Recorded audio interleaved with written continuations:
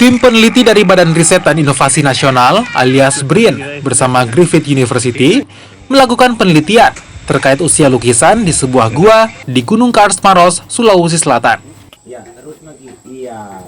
Lukisan yang ditemukan di dinding gua ini menggambarkan tentang 3 orang manusia di depan hewan buruan berupa babi.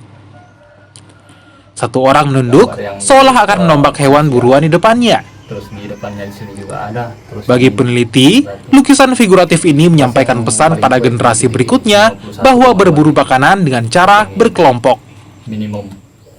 Dari hasil uji sampel dengan metode analisis mutakhir melalui ablasi laser U-series, usia lukisan ini diperkirakan sekitar 51.200 tahun yang lalu. Lukisan ini adalah penemuan tradisi bercerita tertua yang kedua yang ada di gugusan Maros Pangkep setelah Bulu Sipong kembali di Kalampuang ini. Jadi ini adalah tradisi bercerita tertua di wilayah di dunia yang berumur 51.200 tahun yang lalu. Jadi kalau kita bicara tentang tradisi bertutur bercerita itu buktinya ada di sini. Jadi ini menunjukkan bahwa leluhur yang cerdas ini tuh bermukim di rumahnya ada di Maros ini. Selain lukisan di dinding, juga ditemukan beberapa lukisan di langit-langit gua berupa babi, anoa, hingga telapak tangan. Lukisan-lukisan di gua ini juga menandakan manusia modern awal yang tiba di Nusantara, bermukim di Kars Maros Pangkep, Sulawesi Selatan. Karena gambar itu semua.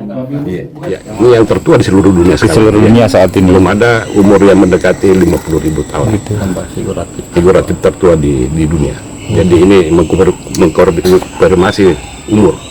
Coba. Jadi ini bukti bahwa manusia modern awal yang tiba di Nusantara itu rumahnya ada di Maros. Di gua ini Kalampuang ini.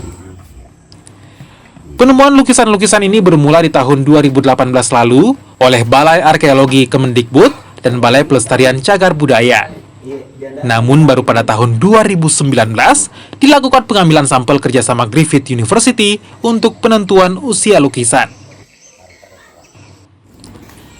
Aziz Hamid, Kompas TV Maros, Sulawesi Selatan. Itu kan tarik jarinya 1, 2, 3, 4.